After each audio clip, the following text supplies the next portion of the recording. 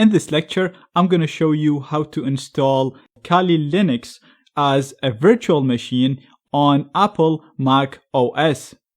Skip this lecture if you already have Kali and VMware installed, or if you want to install it on Linux. I will cover installing it on Linux in the next lecture.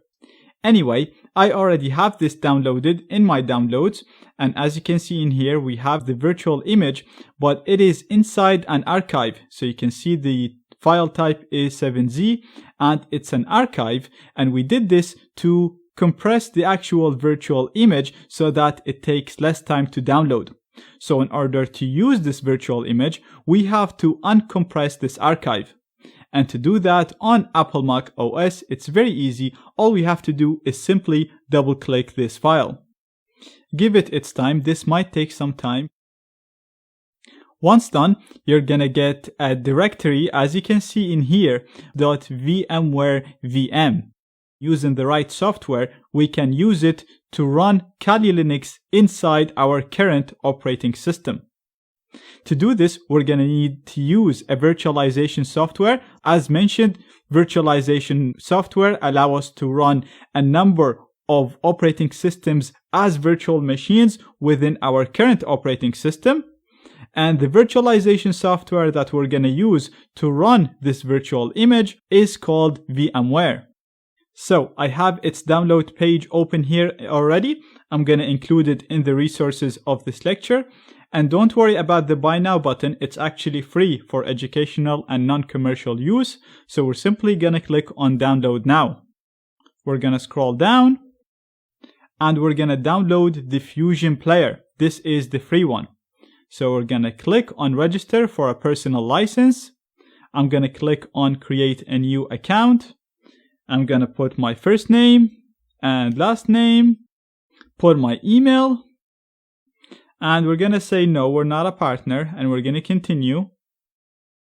It's going to ask us for more information. So you want to verify your email, put a password, fill company details if you have any.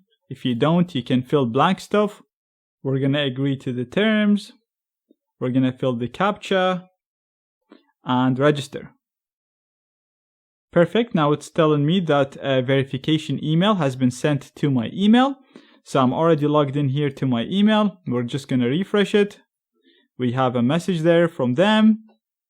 And we can click on this link to activate my account. I'm going to input my password that I just said. We're going to continue to the Customer Connect. And perfect. We have my license in here that I can use to use the program for free. And we can also download the program from here. So I'm going to click on download and give it its time to download. And perfect, now the download is complete. So we can go back to our downloads directory and we can see VMware Fusion downloaded in here. So to install it, we're simply going to double click it, just like installing any other application. We're going to double click the installer. We're going to say yes, we want to open it, put the password.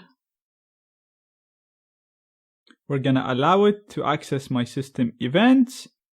And perfect, now it is installed and we're getting a wizard that will help us install a virtual machine for the first time. So I'm going to click on cancel to get rid of this and close this installer. We're done with everything. And if you notice here on the top right, you'll see that we have a little icon to indicate that VMware is working on this machine. So what I'm actually going to do is, if I go in here, we'll see it running. I'm going to right click and quit, because I want to show you how to actually use it from zero, from scratch. So let's assume this is a new machine and you want to use it. We're going to go to Launchpad. We have VMware in here. We're going to click on it, start it. Now you'll notice we got the same window, but when that happens, you'll see that this virtual machine file now has the icon of VMware Fusion. So now we can simply double click this file, the .vmware VM file, and you'll see that it'll automatically run inside VMware. Now we're going to say OK for this warning message. We're going to say that we copied it. And perfect, now we are ready to use this virtual machine. And as you can see, it's actually automatically starting Kali Linux for me. Now it's asking us to log in. The default username is root, R-O-O-T, and the default password is Toor, T-O-O-R.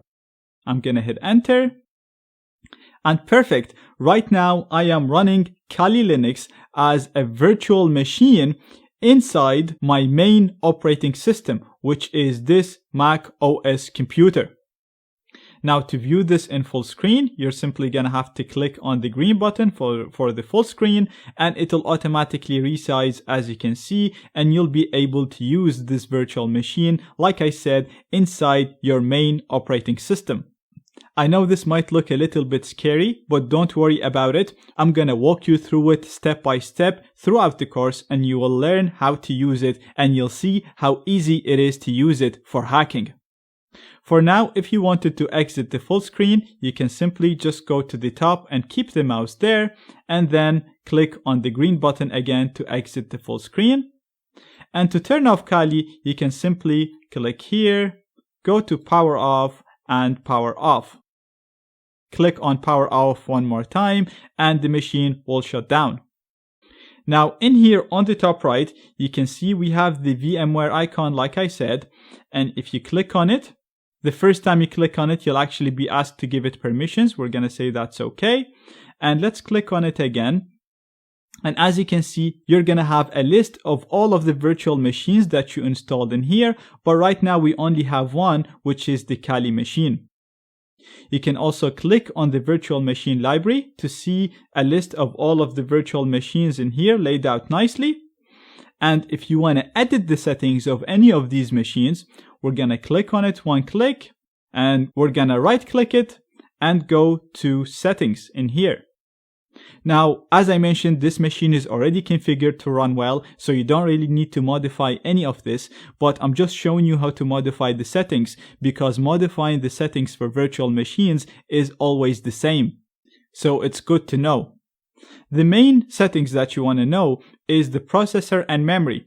Here you can adjust the amount of memory that you're given to the virtual machine by moving the slider, and you can adjust the amount of processors given to the virtual machine again in here. But that's both set to 2 processors and 2 GB of memory. It's enough to run Kali smoothly. If you go back to everything else, we have the network settings in here for this specific virtual machine. And as you can see, this is set to use a NAT network.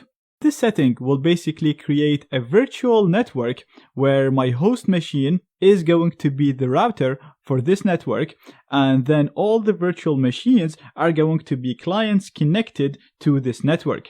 So they're going to get internet connection from my host machine. And at the same time, all of my virtual machines will be connected to the same virtual network.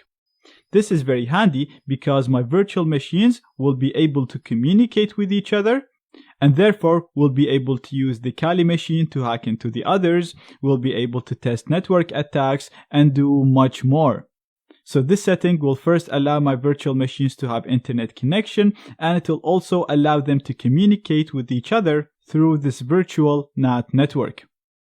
Now this virtual network will rely on the connection of your host computer. So it will not need any extra interfaces, it will not need any extra adapters, and as far as the virtual machines are concerned, they are connected to an Ethernet network, but in reality they are connected through the host machine. Again, you can click on Show All to see the rest of the settings. But like I said, you don't really need to modify anything. Everything should be configured properly for this to run with no issues at all.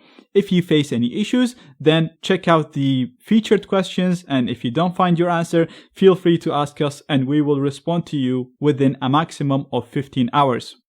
And like I said, don't worry about using Kali. I will cover that in details in the next lectures.